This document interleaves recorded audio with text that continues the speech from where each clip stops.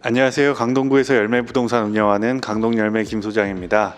최근에 영상 제작한 내용 중에 정부 민생 안정 대책으로 나온 LTV 80% 완화 부분이랑 만기 50년 모기지 출시 관련 내용들을 하면서요. LTV, DSR, DTI 관련된 내용에 대해서 문의하신 분이 계셔서 그 내용도 한번 정리를 하면 좋겠다는 생각으로 오늘은 주택담보대출 관련 세 가지 대표적인 용어 LTV, DTI, DSR에 대해서 내용 정리해 보겠습니다. 열매 부동산이다. 네, LTV, DTI, DSR, 주택담보대출 관련 용어 세 가지에 대해서 알아보겠습니다. 첫 번째 LTV입니다. Loan to Value Ratio의 약자이고요. 주택담보 인정 비율입니다. 주택을 담보로 해서 금융권에 돈을 빌릴 때 인정되는 자산의 가치 비율이고요.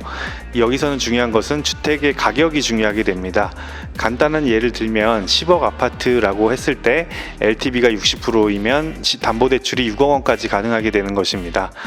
다만 이렇게 간단하게 계산이 현실에선 되는 건 아니고요. 내가 구입한 금액이 담보 가치가 되는 것은 아니고 감정 가격이나 시세를 평가해서 부동산의 가치를 평가하게 됩니다. 아파트 같은 경우는 KB 시세를 기준으로 국민은행에서 고시하고 있는 그 기준으로 하고 있습니다. 두 번째는 DTI입니다. Debt to Income의 약자이고요. 총 부채 상환 비율입니다. 소득 대비의 대출의 비율을 따지는 것이기 때문에 여기서는 연봉이 중요하게 됩니다. 예를 들어 연봉이 1억이고 DTI 비율이 40%라고 했을 때 연간 4천만 원까지만 상환 원리금을 상환하는 데 사용할 수 있다 라는 뜻입니다. 여기서 상환 원리금이라는 것은 원금과 이자를 다 상환하는 총액이 4천만 원이라는 뜻이고요. 보통 부동산 담보대출을 받으면 20-30년 이상의 장기 상환으로 빌리게 되기 때문에 만약 30년 주택담보대출 상환을 가정하면은 12억 원까지 대출을 받을 수 있다는 뜻이 됩니다. 이것은 단순 계산인 것이고요.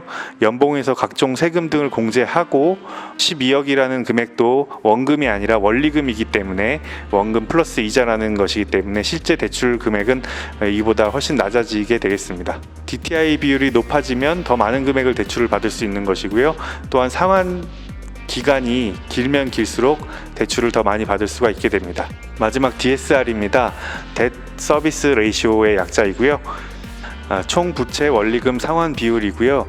DTI랑 비교를 해보시면서 설명을 드리려고 하는데요. 채무자 앞으로 총 빚이 얼마가 있는지 확인 후에 대출을 해주는 것이고, DTI 같은 경우는 주택담보대출 상환액, 원금 플러스 이자, 그리고 기타 대출 이자 상환액을 따지게 되는데, DSR에서는 주택담보대출 원금이자 상환액에 더해서 기타 대출의 경우 이자뿐만이 아니라 원금 상환액까지 계산을 하게 됩니다. 결론적으로 DSR이 기타 대출에 대한 원금까지 포함이 되기 때문에 같은 연소득으로 나왔을 때 비율이 높아지고 대출 받을 수 있는 금액 한도는 작아지게 됩니다.